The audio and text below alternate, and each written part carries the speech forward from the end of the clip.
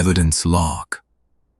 TR 2206-02SX-02. Supplemental Registry Reconstruction. Subject: the woman buried this morning.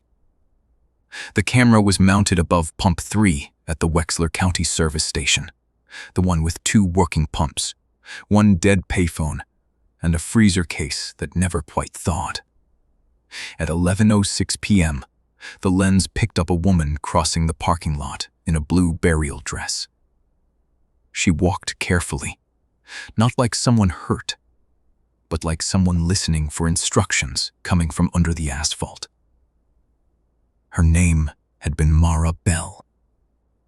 The county record says she died at 4:17 that morning after a winter-long illness. The church record says Reverend Hask pinned carnations to her casket because her husband, Daniel, could not stop shaking long enough to do it himself. The cemetery record says the grave was closed by 10:32 a.m., 6 feet down, clay packed hard, stone temporary marker placed at the head. The gas station camera says Mara Bell bought milk 13 hours later. The clerk on duty was Owen Price, 19, 2 weeks into nights, certain the worst thing the shift could produce was a drunk driver or a lottery argument. He was restocking cigarettes when the door butter chimed. The security audio caught him saying, "Evening," in the bored voice people use when they believe the world is still behaving. Mara did not answer. She stood on the welcome mat while water dripped from the hem of her dress. Not rainwater. The sky was clear. What fell from her skirt was darker, thicker, and left small half-moon stains on the tile, like the prints of fingernails trying to hold on. Owen noticed the smell first. Carnations, yes. Funeral home sweetness. But underneath it, something metallic and cold, like a freezer burned shut around old meat. He told investigators she looked newly dead and freshly lost. Her skin had the gray patience of candle wax. Her hair was pinned the way the mortician pinned it. One earring was missing. In the left side of her neck, just below the jaw, there was a line of black soil. She walked to the refrigerated case without looking at the shelves. The camera shows her reflection arriving 1 second before she does. She opened the glass door, took a half-gallon of milk, and held it against her chest with both hands, like an infant. Owen asked if she needed anything else. Mara turned then. Her eyes were not empty. That was what troubled him most afterward. They were full. Too full. Full of the frantic politeness of someone late for an appointment no one else can see. She placed the milk on the counter. Then she opened her hand and pulled out coins. The register camera gives us a clear frame. 4 quarters, 2 dimes, 1 nickel. The dates are wrong. Every coin is minted next year. Not future-looking, not commemorative, not damaged. Next year. Cleaned edges, fresh strike marks. Federal issue designs not yet announced. Owen laughed once because his body needed an exit. He said, "Where'd you get these?" Mara said, "He left them in my mouth." The audio distorts there. 3 analysts heard the line 3 different ways.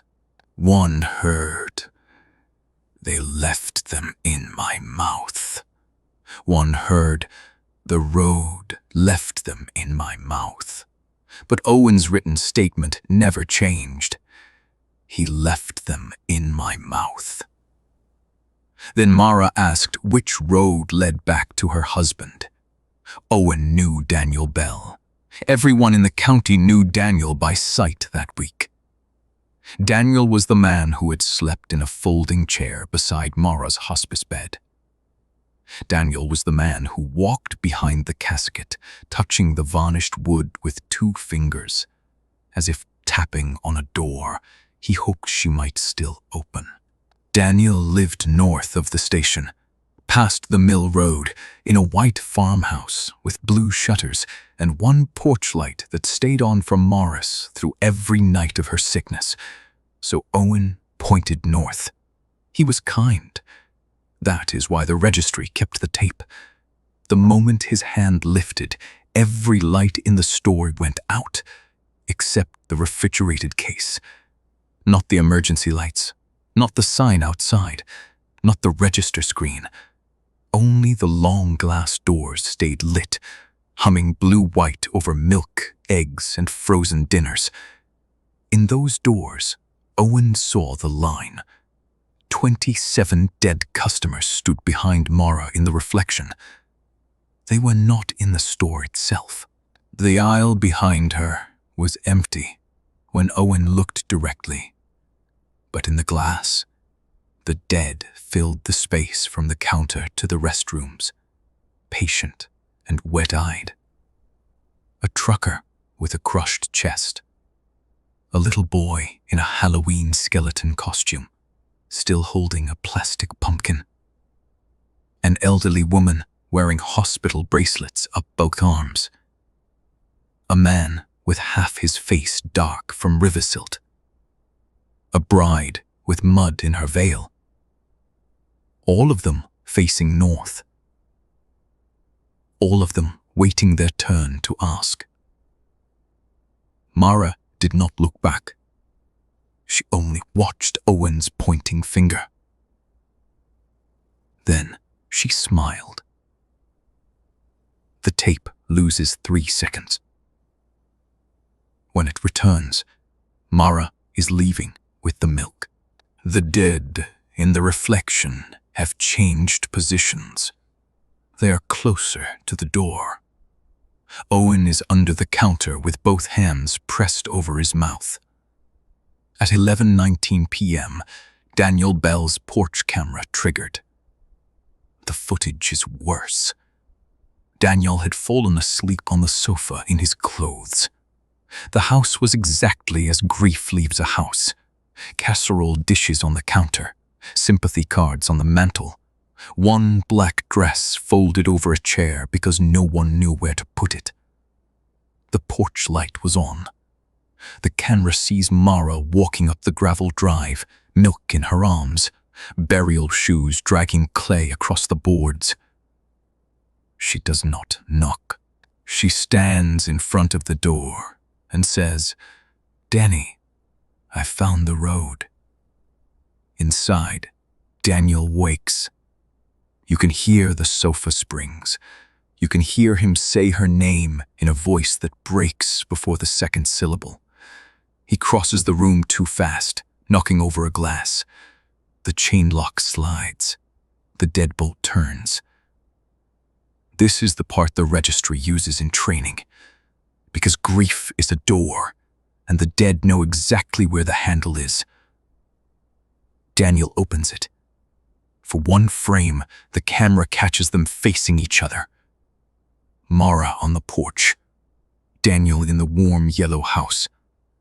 His face is a ruin of joy and terror.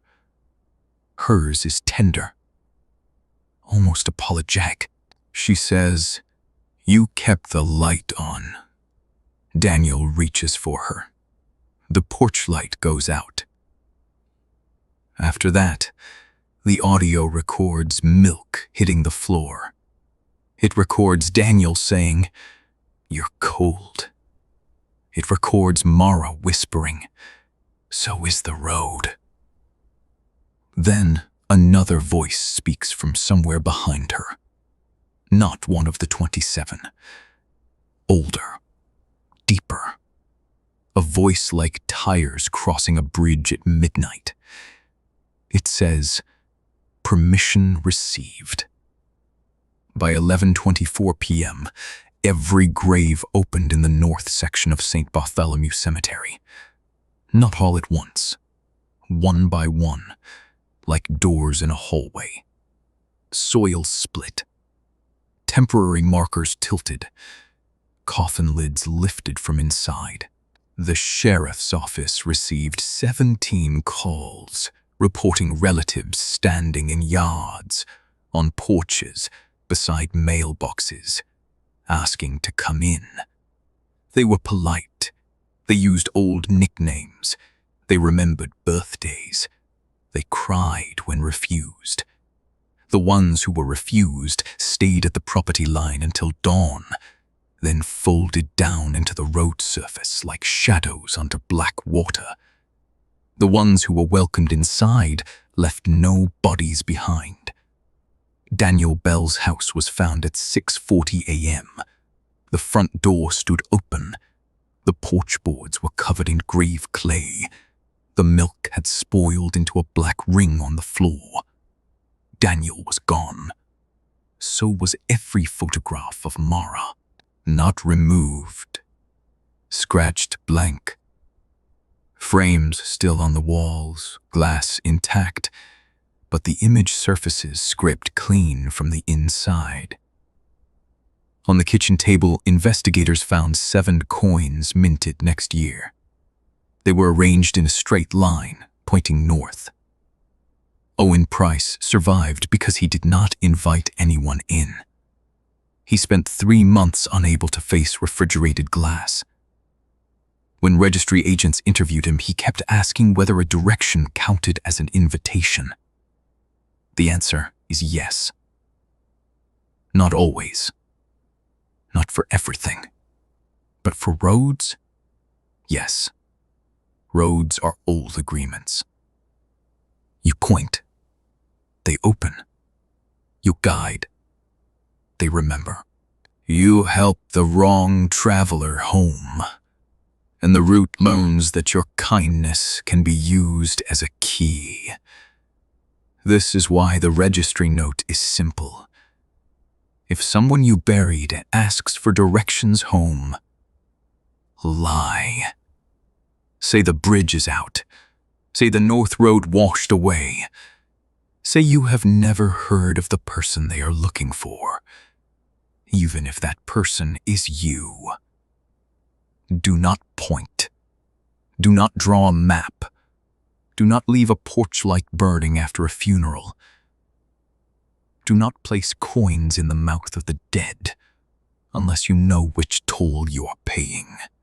And if a woman in a blue burial dress comes into your store after midnight, carrying the smell of carnations and freezer burn, do not sell her milk. Milk is for the living. The dead only buy it when they have children to feed. At 3:12 a.m., the night after Mara Bell returned, the gas station camera triggered one final time. The parking lot was empty. The store was closed. Owen had quit. Pump 3 reflected in the dark glass of the front door. In that reflection, 28 customers waited in line. Daniel Bell stood at the back. He was holding the milk.